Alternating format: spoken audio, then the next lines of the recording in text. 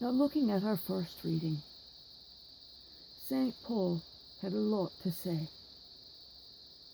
And some will say that that first bit, verse 1b, doesn't have anything to do with 2 through 7. What does knowing and being inflated with pride and God knowing us have anything in the world to do with eating the meat of sacrificed idols? The last line is what connects it.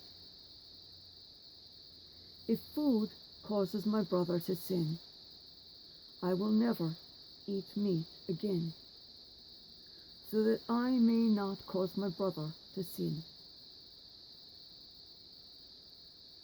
What do you think of this first reading? What did you get out of it? We talk about knowledge. We talk about weak consciences. We talk about helping people with a weak conscience, but not destroying them by showing them their sin, because to do that is to sin against Christ. So imagine that eating bananas, sorry, it's the first thing I come up with, eating bananas is forbidden. I kind of like that idea, except for in Banana Split. Eating bananas is forbidden. And people who are converting to Christianity still sneak their bananas. To be an example to them, you would push aside bananas in front of them.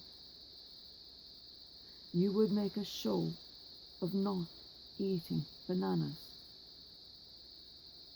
But you would not castigate them, chastise them, or in any way say to them, you are bad because you ate these bananas.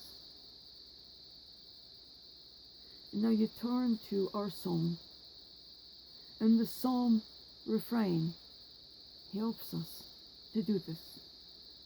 Guide me, Lord, along the everlasting way.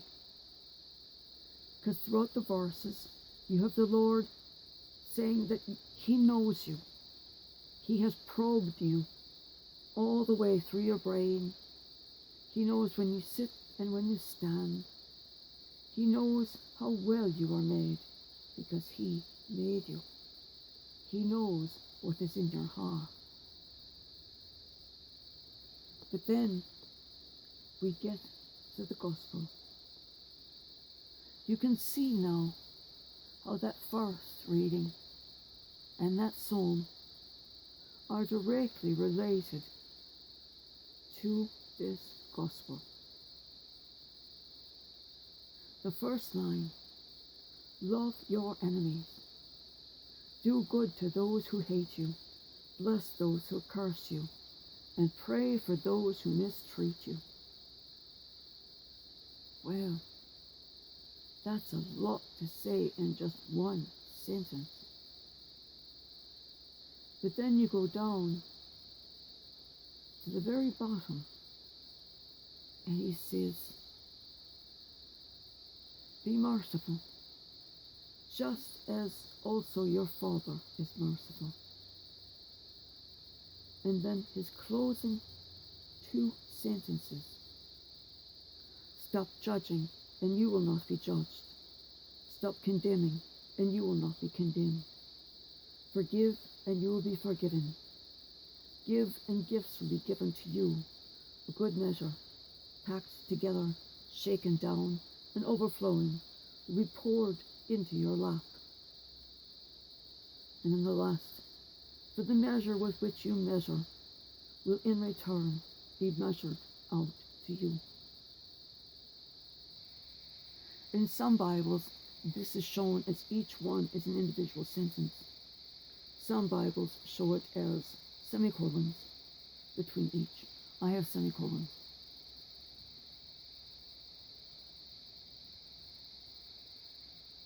This in the Matthew Gospel is 3 chapters. Here in the Lucan Gospel, Luke makes it all one paragraph. He doesn't want anyone to stray away. He wants you to pay attention. He wants you to pay attention to not being judged, not judging others. And part of judging others is condemning them. He wants you to just cut that crap out.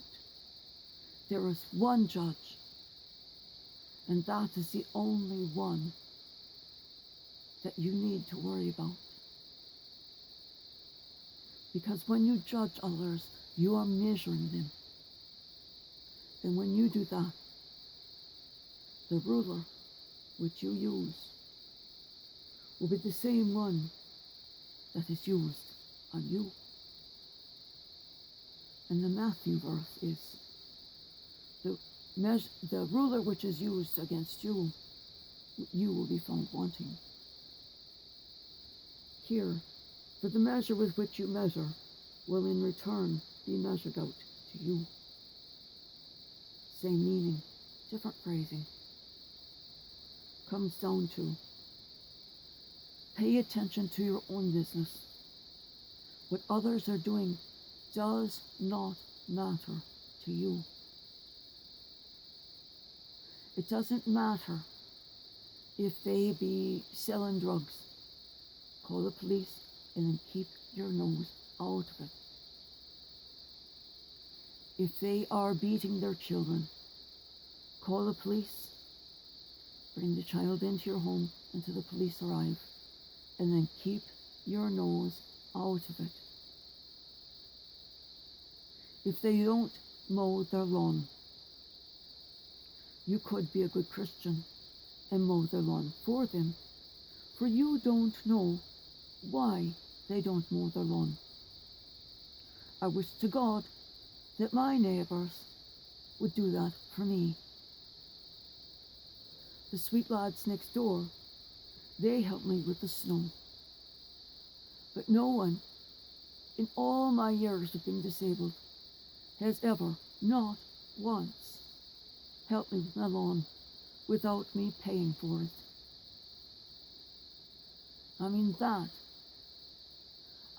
I am on crutches in a wheelchair and I'm out there mowing my lawn. I'm out there helping my neighbour who hasn't mowed his lawn in 10 weeks. It's past my waist. And I'm out of my chair mowing his bloody lawn. There are vermin in his lawn. People came and took the bags back to the garbage for me, or the compost, but they didn't put any effort into helping mow the lawn. What they didn't know is they had taken the man's dead body away 2 days earlier. He had lain dead in the house for 2 weeks until we smelled his body. I walked by the house because I was at the neighbours, and right away I recognised the smell. And I just said, call the police. Tell them we need a 44. And nobody asked. They said, okay.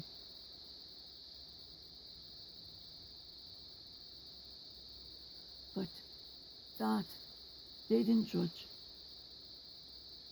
But they also didn't help. They were all talking about, oh, I wonder what's wrong with Michael. Michael usually keeps a really good lawn. Wonder why Michael isn't doing that this year. Oh, guess he's become a little too busy. Oh, wonder what Michael's doing. Quit wondering. Help. Quit judging. Help. Quit questioning what the values of that neighbour is. Help. Be a Christian. Put aside the judgment. Put aside the condemnation. Put aside all. You will be forgiven.